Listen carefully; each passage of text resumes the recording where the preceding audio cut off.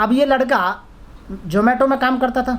अब आप एक बात बताइए, एक कर्मचारी किसी एक जोमेटो कंपनी का जो खाना ले जा रहा है आपके लिए, आपको जाति पूछने की क्या ज़रूरत थी? ऐसी आवश्यकता क्या आ गई कि आप उसकी जाति पूछ रहे हैं? एक तो आपके लिए वो खाना लेकर आया है, ऑर्डर तो कोई भी ला सकता है जो काम कर रहा है। आप बताइए, जाति रखने वाले ने नहीं पूछी तो आप खाने वाले, जो आप डिलीवरी करने वाले आए हैं खाना, आप क्यों जाति पूछ रहे हैं? इसका मतलब है कि आपकी मानसिकता गलत है, ख़राब है। और इस तरह की मानसिकता लोगों के खिलाफ कानूनी कार्रवाई की जानी चाहिए, सख्त से सख्त, और उन्हें जेल भेजना चाहिए। लेकिन बीजेपी के जो कार्यकर्ता हैं, नेता हैं, वो तो खुद दलितों का खाना खाने जाते हैं। वो सब दिखावा है, वोट बैंक है।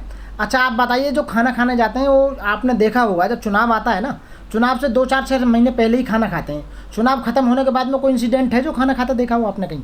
आप भी पत्रकार हैं, आपने को देखा है?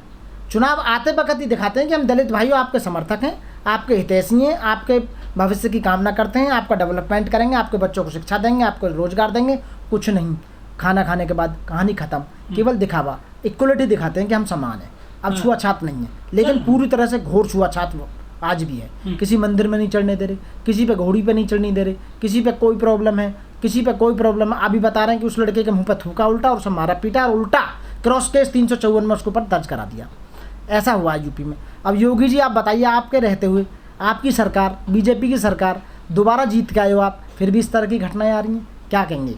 घोरनीय, नंदनीय, बिल्कुल योगी जी तो चलवा देते हैं आरोपियों के घर पे, बिल्कुल चला देते हैं। अब कुछ नहीं कहेंगे, अब कुछ नहीं कहने के हैं।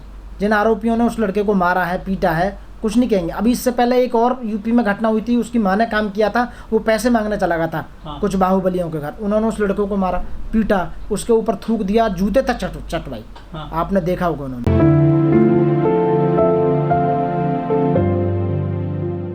देश के 75 साल आज़ाद होने के बाद भी आज भी हमारे समाज में, हमारे देश में और राज्यों में पूरी तरह से छुआछूत कायम है। SC/ST एट्रोसिटी एक्ट का कोई इस समय बेनिफिट नज़र नहीं आ रहा है, क्योंकि यदि उसमें मुकदमा दर्ज हो भी जाता है तो इसमें अरेस्ट नहीं करते हैं, वो वहीं से वहीं बेल दे देते हैं। और जबकि नॉन बेलेबल ऑफेंस है ये, और कॉग्निजेबल ऑफेंस है। इसमें एंटिसिपेटरी बेल लाई नहीं की जाती है बिल्कुल पूरी तरह से, और तुरंत इस तरह की यदि कोई इंसिडेंट होता है तो उसमें SC/ST एट्रोसिटी एक्ट में मुकदमा दर्ज होना चाहिए और उसे जेल भेजना चाहिए। अब इसमें होता क्या है कि ये दबंग लोग हैं।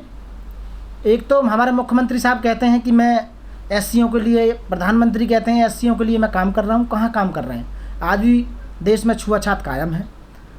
आर्टिकल 17 ऑफ इंडियन कॉन्स्टिट्यूशन में सीधा सीधा कहा गया है कि अनटचेबिलिटी को बिल्कुल बंद कर देना चाहिए, लेकिन आज भी कंटिन्यू चल रहा है। इस तरह के जितने भी संगठन, सामाजिक संगठन हैं बीजेपी के, जितने भी हिंदू वाहिनी, बजरंग दल, RSS, ये इनका काम ये है कि आप गैप बना के रखो, एक तबके को बराबर में मत आने दो। जातिवाद भरा नहीं है, भराया जाता है। उन्हें बताया जाता है कि आप इस तरह के यदि गैप बना के रखोगे तो आप कामयाब रहोगे, आपकी राजनीति चलेगी। जानबूझ के गैप बनाने की कोशिश करते हैं, ये जानबूझ के घटनाएं की जा रही हैं इस तरह की जितनी भी हैं। और इस पर पूरी तरह से जो हाथ होता है, राजनेताओं का हाथ होता है, क्योंकि राजनेताओं की एक टीम होती है, वो आए दिन नई नई प्लानिंगें बनाती रहती है। जैसे आप देख रहे हो, देश में डेवलपमेंट की कोई बात नहीं होगी कहीं भी, रोजगार की कोई बात नहीं होगी, एजुकेशन की बात नहीं होगी, इस तरह की बातें होंगी सारी जितनी। अभी तक तो ऐसे मामले होते थे मुसलमानों के साथ में कि मुस्लिम से कैब नहीं लेनी है, मुसलमान से खाना नहीं मंगवाना है। अब दलितों को निशाना बनाया जाने लगा, क्योंकि दलित बीजेपी को वोट नहीं दे रहे हैं इसलिए बनाया जा रहा है। मुसलमान बीजेपी को वोट नहीं दे रहे इसलिए बनाया जा रहा है। आदिवासी वोट नहीं देते इसलिए बनाया जा रहा है। ये इन्हें अपना दुश्मन मानते हैं बीजेपी वाले, इसलिए इनके साथ में इस तरह की घटनाएं की जा रही हैं। जो दलितों घर पे खाना खाते हैं बीजेपी के नेता, वे अब क्यों नहीं सामने आ रहे हैं? दोस्त आप कह ही तो रहे हो खाना खाते हैं, पता ना खाना बाहर से ही जाता हो, बना बनाया ऑलरेडी पहले ही पहुंचा। हमें तो नहीं लगता कि उनके हाथ का खाना खाते होंगे वो बना के। हमें तो ऐसा लगता है कि वो पहले ही 2-4 घंटे पहले ही खाना पहुंच जाता होगा बाहर से, और बस उसके वहाँ परिसर में जो परमिसेस है उसके घर के वहाँ पास में बैठ के उसी खाने को खाते हैं और वो उसी को दिखाते हैं। तुम्हें पता, मीडिया तो असली बात दिखाती नहीं है आजकल। मीडिया सारे जितने भी चैनल हैं सब इन्हीं के हैं और असली बात को नहीं दिखाते हैं, तो पता नहीं चल पाता पूरी तरह। बहुत सारे जो संगठन है बाबा साहब के नाम पर या दलितों के नाम पर, वो इसमें कहीं आवाज़ नहीं उठा रहे हैं आजकल। आवाज़ उठाएंगे तो केस दर्ज कर दें उन पर। आप बताइए, देशद्रोही के केस दर्ज बताइए, इसलिए डर के मारे चुप बैठे हुए हैं। क्या हो रहा है? पूरे देश को इन्होंने भय का माहौल बना दिया है। आए दिन दंगे फसाद करते रहते हैं, नई नई स्कीमें लाते रहते हैं। आप रामराज की बात कर रहे हो कि रामराज चल रहा है, भैया रामराज नहीं, योगी राज चल रहा है, बीजेपी का राज चल रहा है, हिंदुत्व का राज चल रहा है। राम नहीं चाहते थे इस तरह की कोई समाज में इस तरह की परेशानियाँ प्रॉब्लम्स खड़ी हों। भाई आपको क्या पता रामराज में क्या होता है, आपने देखा है रामराज? भाई सब लोग खुशी से रहते थे ना, ऐसा कहा जाता है। तब कहाँ रह रहे हैं, तो रामराज कहाँ हुआ ये बताइए आप?